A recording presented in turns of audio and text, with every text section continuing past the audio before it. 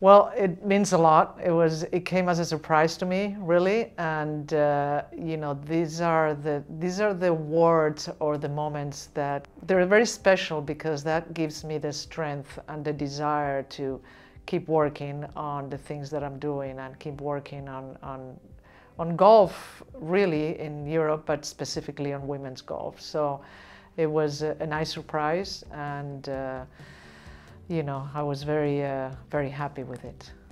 Obviously, it has changed dramatically. I mean, when I first turned pro, and specifically in Spain, you know, in 1982, I mean, I was the first and only professional golfer for many years, actually.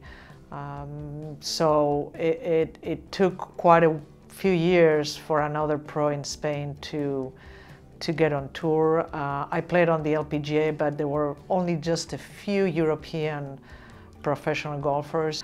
It has grown tremendously. I think it's been an explosion of women's golf, and obviously we need to keep giving more opportunities and creating better chances for the women to grow. But it's been great to really see what has happened, and I think the job that has been done at the base, like at club levels, has been magnificent.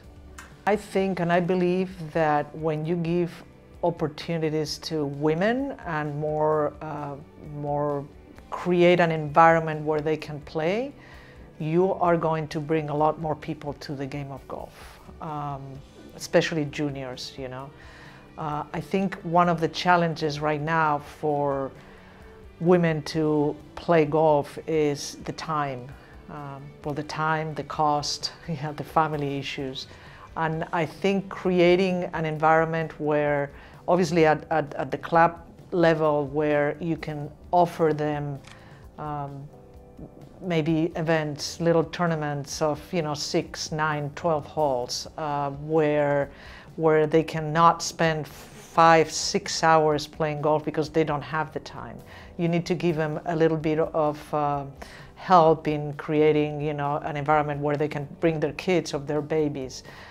You need to create programs just for women. I mean, coaching men is totally different than coaching women.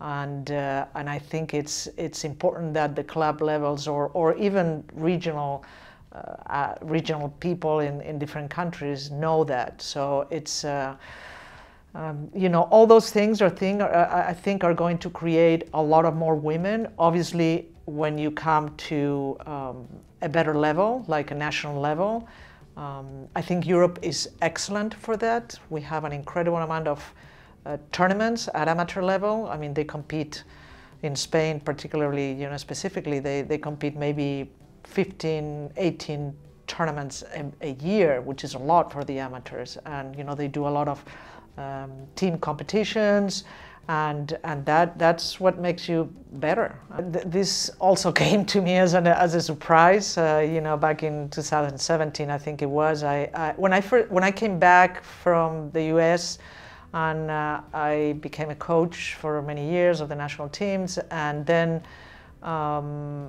because of a family company, I decided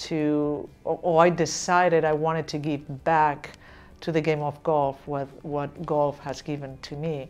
So I started organizing some events for the national professionals, women in Spain. And that kind of led me to create or to organize one of the events for the LET, and that's when I became first member of the board and then the chairman of the board. And I'm here to serve the LET.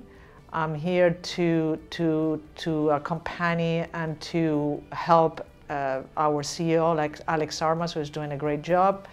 And I'm here also to create that network of contacts that is so important to organize events. I think with my past experience and with all the people that I know in Spain, it's been challenging because it's women, but easier for me to be able to give opportunities to women, and that's really basically what I want to keep achieving and doing, and definitely help, you know, the LET in any way I can. I mean, I've always been a member of the PGA when I first turned pro.